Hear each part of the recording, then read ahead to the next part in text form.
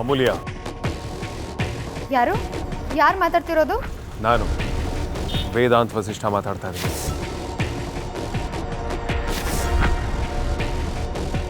ಆಮೇಲೆ ಆಡೋಣ, ಹೋಗೆ. ಹೋಗೆ. ಗೊತ್ತಿಲ್ಲ ಯಾವಾಗ ತಲೆ ತಿರುಗುತ್ತೋ ಅರ್ಥ ಆಗಲ್ಲ.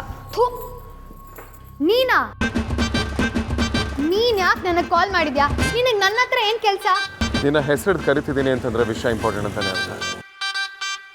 ಜಾಸ್ತಿ ಟೈಮ್ ವೇಸ್ಟ್ ಮಾಡಬೇಡ. ಲೊಕೇಶನ್ ಕಳಿಸ್ತೀನಿ, ಹೊರಡು. ಭಜ್ರಂಗಿ, ಏನು ಕಾಲ ಬಂತಪ್ಪ.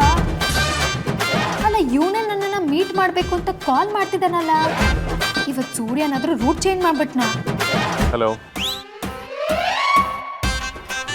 ಹಲೋ, ಸತ್ತೋದ್ಯಾ? ಹೇಗೆ? ಇಂಪಾರ್ಟೆಂಟ್ ವಿಷಯ ಅರ್ಜೆಂಟಾಗಿ ಮಾತಾಡಬೇಕು, ನನ್ನ ಹತ್ರ ಟೈಮ್ ಇಲ್ಲ ಅಂತ ಹೇಳ್ತಾ ಇದ್ದೀನಿ. ರಿಪ್ಲೈ ಇಲ್ವಲ್ಲ ನಿಂದು? ನಾನು ಯಾಕೆ ಸಾಯ್ತೀನಿ? ಬೇಕಾದ್ರೆ ಯಾರನ್ನಾದ್ರೂ ಸಾಯಿಸ್ತೀನಿ. ಯಾರನ್ನೋ ಯಾಕೆ? ನಿನ್ನನ್ನ ಸಾಯಿಸ್ತೀನಿ. ಅಲ್ಲ, ನೀನ್ ಬಾ ಅಂದ ತಕ್ಷಣ ನಾನು ಬಂದ್ಬಿಡ್ಬೇಕಾ? ಅಷ್ಟಕ್ಕೂ ಬಂದ್ರೆ ಮುಖಕ್ಕೆ ಮುಖ ಕೊಟ್ಟು ಮಾತಾಡಲ್ಲ. ಆ ಚಂದಕ್ಕೆ ನನ್ನ ಎನರ್ಜಿ ನಾನು ವೇಸ್ಟ್ ಮಾಡ್ಕೊಂಡು ಯಾಕೆ ಬರಬೇಕು? ಅದೇನು ಅಂತ ಫೋನಲ್ಲೇ ಹೇಳು. ನಾರ್ಮಲ್ ಆಗಿ ಮಾತಾಡಿದ್ರೆ ನಿನಗೆ ಅರ್ಥನೇ ಆಗೋದಿಲ್ಲ ಅಲ್ವಾ? ನೋಡು, ಇದು ನಮ್ಮಿಬ್ಬರು ಫ್ಯಾಮಿಲಿ ವಿಷಯ. ಅದನ್ನ ಮಾತಾಡಬೇಕು ಅಂತ ನಾನು ಮನೆ ಹತ್ರ ಬಂದೆ.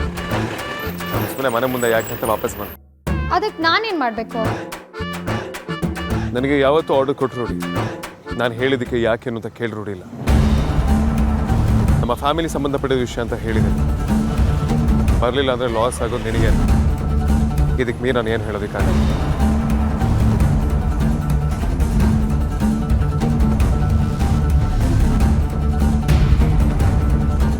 ಸರಿ, ಲೊಕೇಶನ್ ಕಳಿಸು.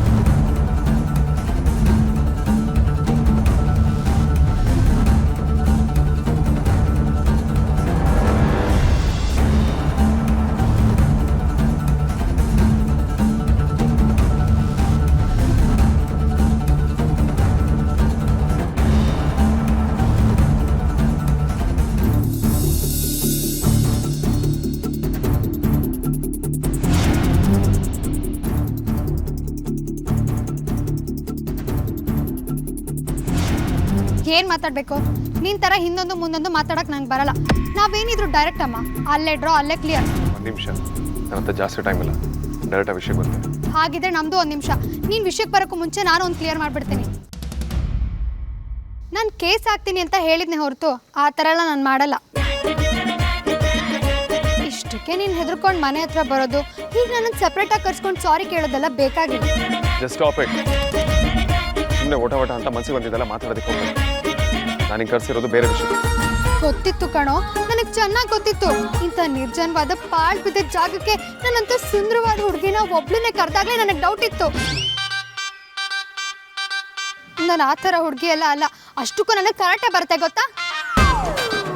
ಒಂದು ಡಿಚ್ಚಿ, ಎರಡು ಪಂಚು, ಒಂದು ಮಾಂಜ, ಕಣ್ಣು ಮುಚ್ಕೊಂಡು ಬಿಡೋದ್ರೊಳಗೆ ನೆಲ ಕಂಡ್ಕೊಂಡ್ಬಿಡ್ತೀಯ. ಹುಷಾರ್.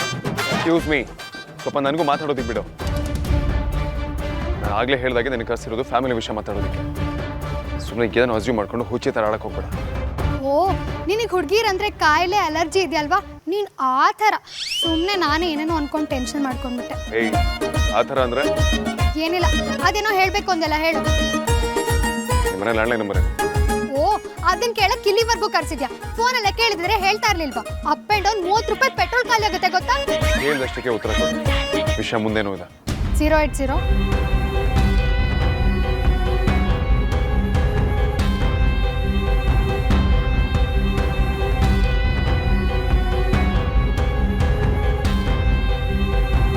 ಹಾಗಿದ್ರೆ ರೆಸಿಗ್ನೇಷನ್ ಲೆಟರ್ ಬರ್ದಿರೋದು ಸರಿಯಾಗಿದೆ. ವಿಷಯ ಮುಂದೇನೂ ಇದೆ ಅಂತ ಮನ್ಸಲ್ಲೇ ಲೆಕ್ಕಾಚಾರ ಮಾಡ್ತಿದ್ಯಾ? ಈಗ ಎವ್ರಿಥಿಂಗ್ ಇಸ್ ಕ್ಲಿಯರ್. ಹೇಳು, ನಿನಗೆ ಎಷ್ಟು ದುಡ್ಡು ಬೇಕು?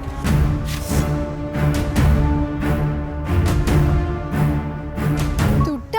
ಅದು ನನಗ? ಯಾಕೆ ಕೇಳ್ತಿದ್ಯಾ? ಯಾಕೆ ಅಂತ ನಿನಗೆ ಚೆನ್ನಾಗಿ ಗೊತ್ತು. ನೀನನ್ನು ಮೀಟ್ ಮಾಡಿದ ಫಸ್ಟ್ ಡೇಯಿಂದ ನಾನು ಹಿಂದೆ ಬಿದ್ದಿರೋದೇ ಅದಕ್ಕಲ್ವಾ? Hello, excuse me. ಕಾರು ಗಿದ್ದು ದುಡ್ಡು ಕೇಳು. ಓಕೆ, ನನ್ನ ಮೊಬೈಲ್ ಎತ್ಕೊಂಡು ಆಟ ಆಡಿಸ್ತೀನಿ, ಅದು ಓಕೆ. ಮದುವೆ ಮನೆಯಲ್ಲಿ ಒಡವೆ ನಾಟಕ ಸಾಲದಕ್ಕೆ ನನ್ನ ಆಂಡ್ರೂ ಆಫೀಸಿಗೆ ಫಾಲೋ ಮಾಡ್ಕೊಂಬಂದು ಅಲ್ಲೂ ಇನ್ನೊಂದು ಡ್ರಾಮಾ ಮಾಡಿ. ಅಷ್ಟೆಲ್ಲ ಸಾಲದು ಅಂತ ನನ್ನ ಆಫೀಸಲ್ಲಿ ನನಗೆ ಗೊತ್ತಿಲ್ಲದಂಗೆ ಮೋಸ ಮಾಡಿ ಸೇರ್ಕೊಂಡು ಕೆಲಸನೂ ಗಿಟ್ಟಿಸ್ಕೊಂಡೆ.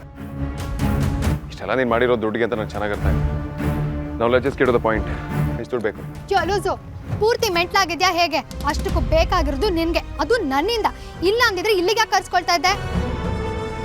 ಕರ್ಸ್ಕೊಂಡು ಯಾಕೇನೇನೋ ಮಾತಾಡ್ತಾ ಇದೆಯಾ? ಆಕ್ಚುಲಿ ವೇಸ್ಟ್ ಮಾಡಕ್ ನನ್ನ ಹತ್ರ ಟೈಮ್ ಇಲ್ಲ ಅಂತಾನೆ ನಿನ್ನ ಆಫೀಸ್ ಕೆಲಸ ಬಿಟ್ಟಿದ್ದು. ಹಾಗಾದ್ರೆ ನಿನ್ಗೆ ಹಣ ಬೇಡ ಅಂತಂದ್ರೆ ಇನ್ನೇನ್ ಬೇಕು? ಮರ್ಯಾದೆ ಅಂತೂ 3 ಕಾಸುಗಳು.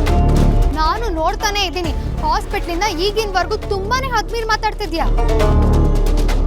ಅದೇನೋ ಫ್ಯಾಮಿಲಿ ಮ್ಯಾಟ್ರು ಅಂತ ಸೆಂಟಿಮೆಂಟ್ ಮಾತಾಡೋದಕ್ಕೆ ನಂಬಿ ಬಂದಲ್ಲ, ನನಗೆ ನಾನೇ ಹೊಡ್ಕೊಳ್ಬೇಕು. ಗೋ.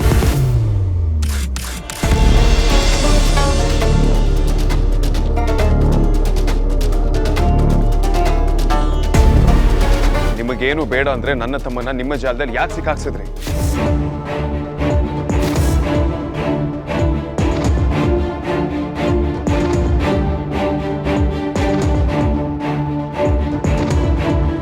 ನಿಮಗೇನು ಬೇಡ ಅಂದ್ರೆ ನನ್ನ ತಮ್ಮನ್ನ ನಿಮ್ಮ ಜಾಲದಲ್ಲಿ ಯಾಕೆ ಸಿಕ್ಕಾಕ್ಸಿದ್ರಿ?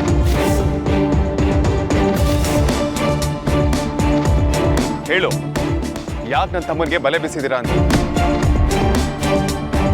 ನನ್ನ ಕೆಣಕ್ಬೇಕು ಅಂತಾನೆ ಈ ತರ ಎಲ್ಲ ಮಾಡ್ತೀಯ ಅಲ್ವಾ? ಸರಿ, ನಿನ್ಗೆ ಅದೇನ್ ಬೇಕು ಅಂತ ಹೇಳು, ಡೈರೆಕ್ಟ್ ಆಗಿ ವಿಷಯಕ್ಕೆ ಬಾ. ಇದೇ ವಿಷಯ ನಾನು ನಿನ್ ತರ ಸುಳ್ಳು ಹೇಳೋದಕ್ಕೆ ಬರೋದು ಅಥವಾ ಕತೆ ಕಟ್ಟೋದಕ್ಕೂ ಬರೋದು. ನಿಮ್ಮ 3 ಜನರಲ್ಲಿ ಒಬ್ರು ನನ್ನ ತಮ್ಮನ ಈ ಪರಿಸ್ಥಿತಿ ತಂದಿದ್ದೀರಾ ಅಂತ ನನಗೆ ಚೆನ್ನಾಗಿ.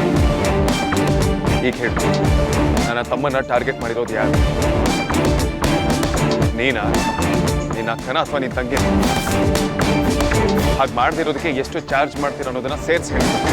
ಏಯ್, ನನ್ನ ಬಗ್ಗೆ ಏನ್ ಮಾತಾಡಿದ್ರು ಸಹಿಸ್ಕೊಂಡು ಜಗಳ ಆಡಿ ಸುಮ್ಮನೆ ಆಗ್ತೀನಿ ಅಂತ ಅಕ್ಕ ತಂಗಿರ್ ಬಗ್ಗೆ ಹಗುರವಾಗಿ ಮಾತಾಡಿದ್ರು ಸುಮ್ಮನೆ ಇರ್ತೀನಿ ಅನ್ಕೋಬೇಡ. ನಾಲ್ಗೆಗೆ ಸಲಿಗೆ ಕೊಟ್ರೆ ಚೆನ್ನಾಗಿರಲ್ಲ. ಆಸ್ಪತ್ರೆಯಲ್ಲಿ ನಿಮ್ಮ ಮನೆಯವ್ರ ಮಾತಿಗೆ ಸರಿಯಾಗಿ ವಾಪಸ್ ಕೊಟ್ಟೆ ಅಂತ ಈ ತರ ಕರೆಸಿ ಸೇಡ್ ತೀರಿಸ್ಕೊಳ್ತಿದ್ಯಾ? ನನ್ನ ಅಕ್ಕ ತಂಗಿ ಯಾರು ಹುಡುಗರನ್ನ ಬೀಳಿಸ್ಕೊಂಡು ಕೈ ಕೊಡೋ ಜಾಯ ಮನೆಗೆ ಸೇರಿಲ್ಲ. ಯಾರ ಬಗ್ಗೆನಾದ್ರೂ ಮಾತಾಡ್ಬೇಕಾದ್ರೆ ತಿಳ್ಕೊಂಡು ಮಾತಾಡು. ಇದು ವಿಕ್ರಾಂತ್ ಸೂಸೈಡ್ ಅಟೆಂಪ್ಟ್ ಮಾಡೋಕ್ಕೂ ಮೊದಲು ಒಂದು ವಾರದ ಕಾಲ್ ಲಿಸ್ಟ್. ಇದರಲ್ಲಿ ನಿಮ್ಮ ಮನೆ ಲ್ಯಾಂಡ್ಲೈನ್ ನಂಬರಿಗೆ ಎಷ್ಟು ಕಾಲ್ಸ್ ಹೋಗಿದೆ ನಾನು ಸರಿಯಾಗಿ ಕಂಡುಬಿಟ್ಕೊಂಡು ನೋಡು.